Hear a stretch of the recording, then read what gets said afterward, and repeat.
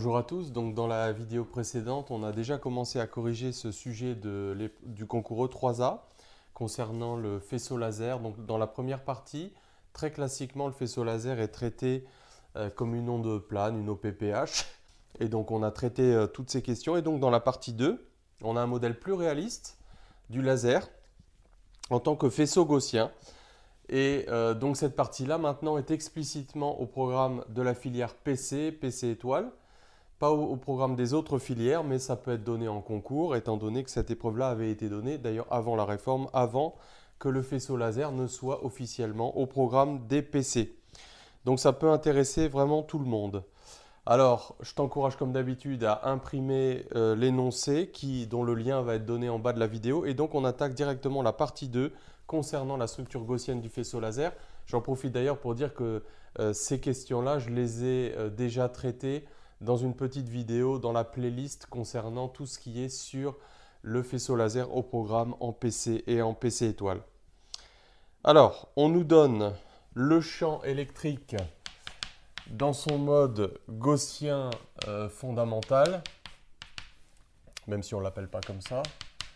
Et donc on nous dit qu'en coordonnées cylindriques, donc pour une onde se propageant selon l'axe des Z, un laser polarisé rectilignement selon le vecteur EX. Donc comme toujours, ne confond pas la direction de polarisation qui est la direction vectorielle du champ, il est ici polarisé rectilignement, avec la direction de propagation, donc Kz moins oméga t, ça montre que l'onde se propage selon les Z croissants. Et donc on nous donne l'amplitude complexe de cette onde. Alors ce qui est intéressant dans cette épreuve, c'est qu'on est vraiment dans le formalisme de l'électromagnétisme, chose que l'on ne fait pas toujours d'ailleurs quand on traite le cours sur le laser. Mais là, voilà, on voit explicitement, c'est le champ électrique dont il est question. Et donc, on nous donne cette expression de l'amplitude complexe du champ, donc qui dépend de Z. Et donc, on voit tout de suite qu'effectivement, comme l'énoncé le dit, on n'a pas une onde plane. Une onde plane, ce serait une onde pour laquelle, dans tout le plan à Z fixé, eh bien, l'amplitude serait constante. Ici, on a vu qu'elle dépend de R, donc ce n'est pas une onde plane. Elle dépend d'une variable perpendiculaire à la direction de propagation. Z0, c'est ce qu'on appelle la distance de Rayleigh, ou la longueur de Rayleigh. K égale 2pi sur lambda, lambda la longueur d'onde, et E0, un réel positif. Alors, question 2.1a. Donc, il faut calculer, alors c'est un petit peu technique sur les nombres complexes, il faut un petit peu regarder ça. Donc, 2.1a, il faut calculer l'amplitude carrée, le module carré de l'amplitude du champ dans un plan d'onde. Alors, regardons un petit peu mathématiquement ici cette forme-là. Donc ici, on voit qu'on a le quotient de deux nombres complexes. Or, tu sais que le module, et donc le module carré d'un quotient, c'est le quotient des modules carrés. Ce qui pourrait poser un petit problème ici, c'est le i qui est au dénominateur. Alors, quand on va prendre le module carré de cette exponentielle complexe, attention, ça n'est pas de cette exponentielle qui contient des complexes. Justement, ce n'est pas une exponentielle purement complexe. Alors, il y a un i qui est là, bien sûr, mais il y a le i qui est caché là. Et donc, il va falloir faire un petit travail sur cette exponentielle. On va être obligé de multiplier par le complexe conjugué du dénominateur pour en fait extraire ce qui est un complexe imaginaire, un complexe de module 1 et la partie complexe qui va être réelle. Donc on peut faire un petit travail préliminaire ou le faire directement sur cette expression-là. Donc module carré de E de Z, donc ça va faire E0 carré, E est un réel positif, donc Z0 carré divisé par donc le module carré d'un nombre complexe, c'est sa partie réelle plus sa partie imaginaire, donc exponentielle de donc moins IK R carré sur 2, donc on multiplie en haut par le complexe conjugué et donc en bas on a aussi le module carré, donc Z carré plus Z0 carré. Donc on peut le mettre sous la forme d'après l'énoncé A carré de Z exponentielle de moins 2R carré sur oméga carré de z. Donc c'est une identification. Donc on a a carré de z qui vaut tout ce qui est là.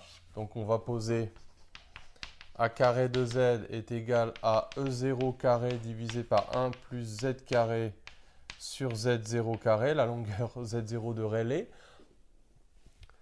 Et puis ensuite, donc, on doit prendre le module carré de ce nombre complexe. Alors, l'exponentielle d'une somme, c'est le produit des exponentielles. Et le module carré d'un produit, c'est le produit des modules carrés. Donc on voit que ce qui est imaginaire pur dans l'exponentielle, ça va être un nombre complexe de module 1. Donc il ne va pas intervenir dans le produit des modules, ça va faire 1. Et donc on va uniquement tenir compte de ce produit. Donc moins, moins fait plus. I, ça fait i carré, ça fait moins 1. Donc on va avoir exponentielle de moins k r carré z0 sur 2 facteur de z carré plus z0 au carré. Et on élève tout ça au module carré, donc on multiplie par 2. Et donc il ne reste plus qu'à identifier avec l'expression qui est là-haut. Donc on va du coup garder le 2. On va diviser en haut et en bas par z0 carré. Donc cette exponentielle va être égale à exponentielle de moins 2 r carré divisé par 2z0 sur k facteur de 1 plus z sur z0 au carré. Donc là on a notre oméga carré de z. Donc on va poser oméga carré de z est égal à 2z0 sur k facteur de 1 plus z sur z0 au carré. Et donc ça c'est oméga 0 carré facteur de 1 plus z sur z0 au carré. Donc on a l'expression de oméga 0, ce qu'on appelle le waist. Hein, c'est le col, le rayon le plus petit du faisceau laser, comme on va le voir tout à l'heure sur les graphes. Il fallait donc montrer que a de z oméga de z est égal à e0 oméga 0. Donc a de z oméga de z, d'après tout ce qu'on vient de voir, c'était donc e0 divisé par racine carrée de 1 plus z sur z0 au carré. Oméga de z, c'est donc oméga 0 fois la même racine. Donc ça se simplifie et ça fait effectivement E0 oméga 0. Alors question, bon ça c'était la partie un petit peu pénible, un petit peu calculatoire, mais rien non plus très difficile sur les nombres complexes. Alors représenter les graphes de A de Z et de oméga de Z en fonction de Z. Donc on va voir que A de Z, qu'est-ce que ça représente? Bon là on a le module carré du champ. Donc on voit tout de suite quand R égale 0, cette exponentielle vaut 1. Donc A de Z, ça va représenter l'amplitude maximale au centre du laser du champ électrique. Et donc on étudie en fait comment cette amplitude varie en fonction de Z. Donc A de Z, donc c'est la fonction E0 divisé par 1 plus Z sur Z0 au carré.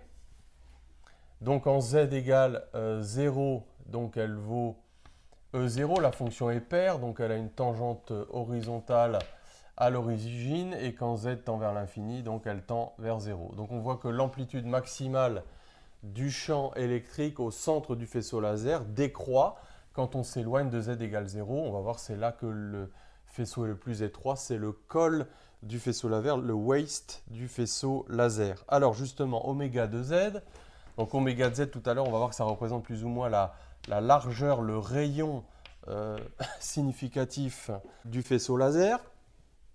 Donc oméga de z, c'est oméga 0 racine carrée de 1 plus z sur z0 au carré.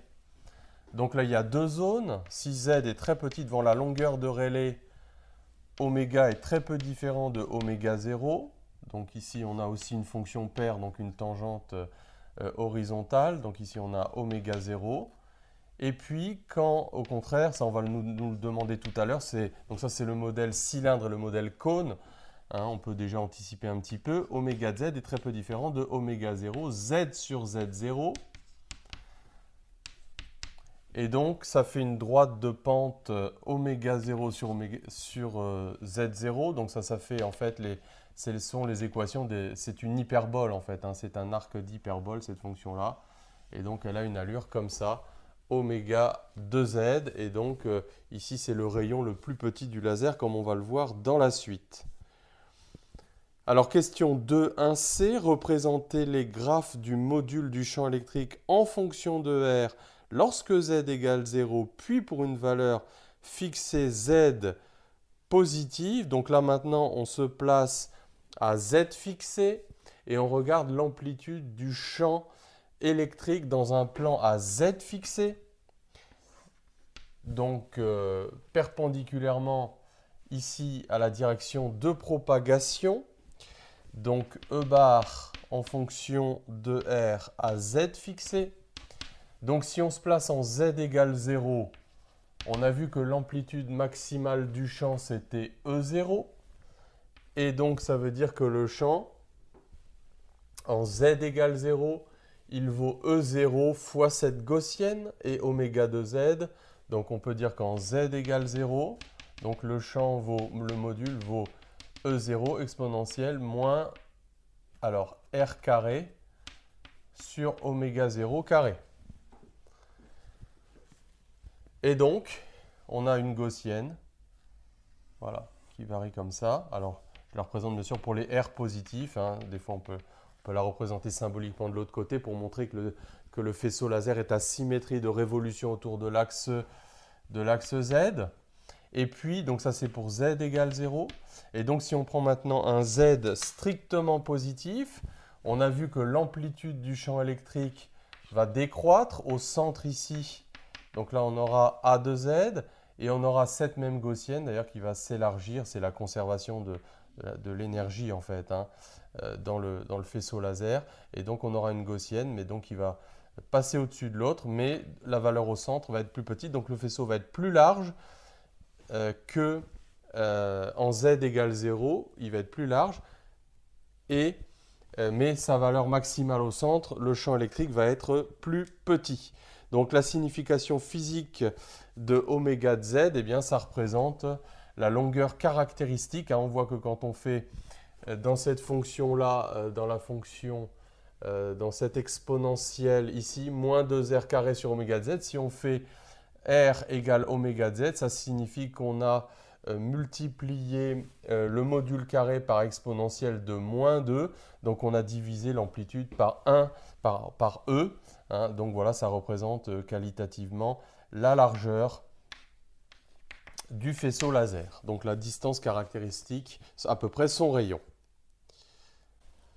Alors dans la question 2.2a, on nous dit en pratique l'amplitude complexe du champ électrique est une fonction lentement variable de R et de Z, ce qui signifie qu'à l'échelle de la longueur d'onde, les variations de E bar de R et de Z sont négligeables. Alors c'est un peu pour préparer la suite avec le calcul du champ magnétique, on nous pose cette question.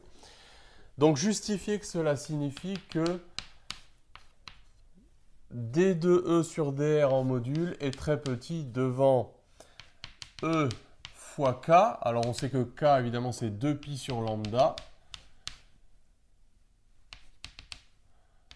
Donc en gros, cela revient à dire que E sur L, une distance caractéristique transversale, donc selon le rayon R, est très petite devant E sur lambda. Et ça, c'est directement lié à la phrase qui nous dit que le champ est lentement variable en fonction de R et d'ailleurs aussi de Z. Donc c'est exactement pareil pour la dérivée de E par rapport à Z.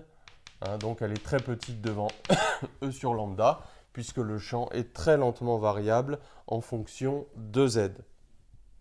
Alors, compte tenu de l'approximation précédente, montrez qu'à l'aide des équations de Maxwell, donc question 2.2b, le champ magnétique de l'onde peut se mettre sous la forme approchée B bar de Z égale E sur C exponentielle IKZ moins oméga t vecteur EY. Alors, il nous faut une équation de couplage qui relie le champ magnétique au champ électrique. On pourrait prendre Maxwell Ampère qui relie dans le vide le champ magnétique au champ électrique. Seulement, ça fait intervenir un rotationnel pour B. Donc, intégrer un rotationnel, ce n'est pas tellement pratique. Donc, ce n'est pas Maxwell-Ampère qu'on va prendre, mais on va prendre, enfin, l'équation est bien sûr valide, mais on va prendre donc Maxwell-Faraday, parce que là, on va intégrer par rapport au temps. C'est une équation linéaire. Je la plonge dans les complexes. On a tout au long de ce problème une convention en exponentielle IKZ moins oméga t. Alors je te rappelle que quand une convention est fixée dans un énoncé, il faut s'y tenir. Donc pour le temps, c'est dérivé par rapport au temps, c'est multiplié par moins I oméga. Donc moins dB sur dt, ça va faire plus I oméga B bar. Et donc on a le rotationnel de E à calculer. Alors, connaissant la structure du champ électrique, donc E était de la forme en notation complexe, E bar de R et de Z exponentielle I, donc une convention en KZ moins oméga t et l'onde polarisée selon le vecteur X.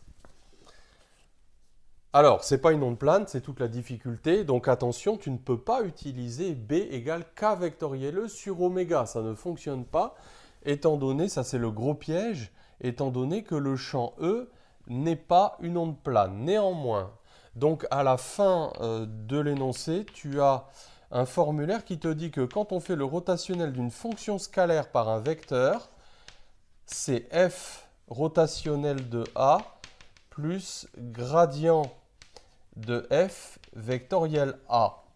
Alors la question précédente te montre que les coordonnées du gradient, si on pose f est égal à E bar de R et de Z, on voit tout de suite que gradient de f dont les composantes seront dE sur dR, dE sur dZ, ça va être négligeable. Donc ça c'est négligeable. Et donc il va rester uniquement ce terme-là. Donc on aura f, donc je pose f est égal à E bar de R et de Z, et A, je mets l'exponentielle dans A avec le vecteur EX, donc ça c'est mon vecteur A. Et donc je pourrais dire que rotationnel de E en notation complexe, très peu différent de E bar de R et de Z, donc ça c'est la fonction f. Et puis je dois calculer le rotationnel de ce vecteur-là, dirigé selon le vecteur EX. Alors j'utilise l'opérateur nabla. Nabla c'est l'opérateur d sur dx, d sur dy, d sur dz. Donc vectoriel, hein, pour calculer un produit vectoriel. Vectoriel E. Donc le champ E, cette exponentielle, elle est selon l'axe X. Donc je l'écris comme ça, 0, 0. Donc dans la base, EX, EY, EZ. Donc je masque la première ligne et je fais le déterminant 2, 2. Ça fait 0. Je masque la deuxième ligne, je pars du bas. Je dérive ça par rapport à Z et le produit en croix 0. Et le dernier produit en croix 0 aussi parce que je dérive par rapport à Y. Donc la seule composante non nulle se trouve sur EY. Donc E bar de R et de Z. Et donc je dérive ceci par rapport à Z. Donc j'aurai IK exponentielle de la même chose, vecteur EY. Et donc ceci est égal à I oméga B bar. Et donc j'en déduis la relation du texte, donc qui était B bar est égal à E bar sur C exponentielle I kz moins oméga t, vecteur EY. Donc, le champ magnétique B se propage selon la direction Z, bien sûr. Il est selon le vecteur EY. Et en fait, quand on regarde cette expression-là, eh bien, on s'aperçoit qu'on a pratiquement une relation analogue à une onde plane, étant donné que donc on a bien EBK trièdre direct et B est égal à E sur C. Donc, si on avait utilisé brutalement la formule qu'on n'a pas le droit d'utiliser, K vectoriel E sur oméga, on serait arrivé au même résultat, mais bien sûr, tu t'aperçois que les hypothèses qui sont là étaient nécessaires pour le faire de manière plus rigoureuse. Alors, question donc maintenant le vecteur de Poynting de cette onde. Alors, c'est une structure d'onde plane finalement, on l'a vu. Donc, la valeur moyenne du vecteur de Poynting, alors soit on revient aux notations réelles pour les champs, ce qui est tout à fait possible, mais ici très pénible. Soit on utilise donc la formule donnée à la fin du sujet, 1/2 de partie réelle de E vectoriel B complexe conjugué sur mu0. Donc ça va faire 1 sur 2 mu0 C, E bar EX vectoriel E bar complexe conjugué EY, hein, puisqu'on a vu que B c'était E sur C. Et puis quand on prend les exponentielles, là, on va multiplier cette exponentielle par son complexe conjugué. Donc ça va faire 1. EX vectoriel EY, ça fait EZ. Donc ça nous fait 1 sur 2 mu0c, un calcul tout à fait analogue à celui qu'on vient de faire dans le vide. Module de E carré, vecteur EZ, et donc le vecteur de pointing se dirige selon la direction de propagation.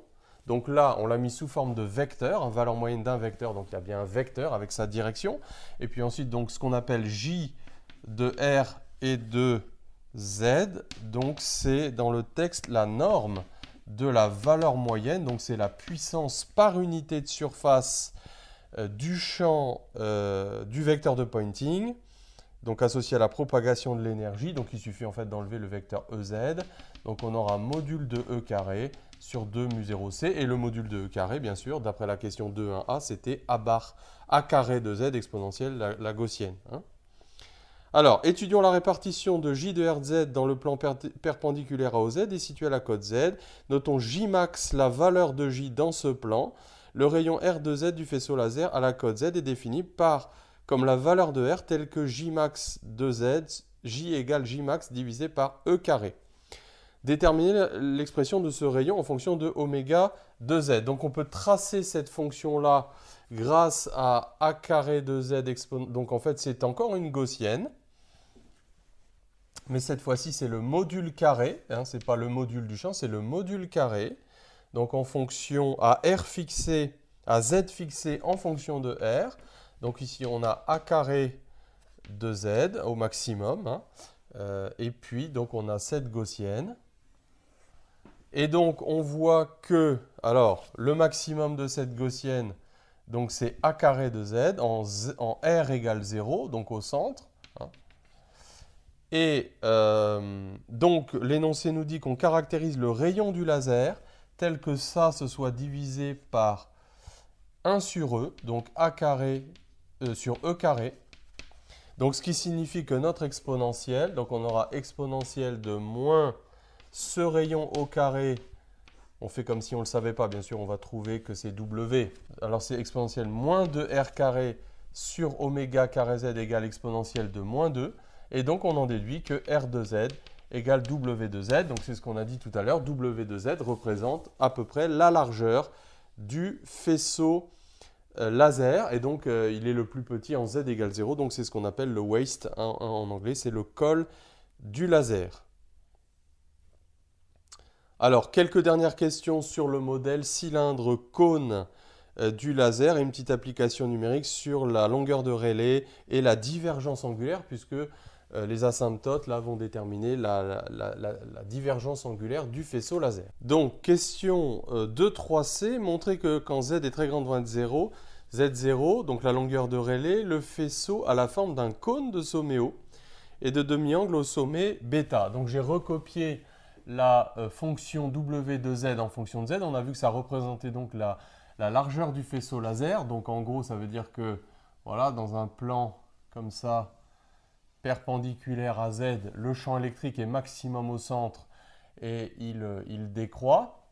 Il est plus resserré et plus intense, évidemment, au waist, au niveau du waist. C'est ce qu'on vient de voir.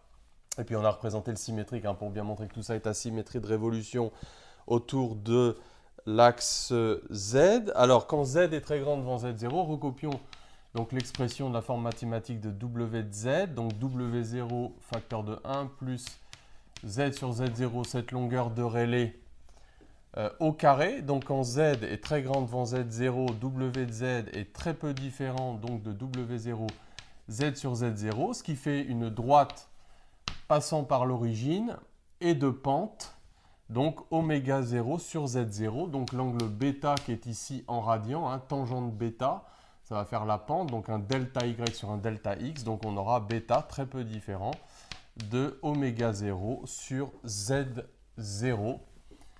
D'ailleurs, et on voit d'ailleurs que la longueur de Rayleigh, on la trouve en prolongeant ici la valeur du waist et l'intersection avec les asymptotes, ça nous donne la longueur de Rayleigh. Donc en gros, avec le waist et la longueur de Rayleigh, tu as le squelette du laser, hein, et donc à l'intersection des asymptotes ici.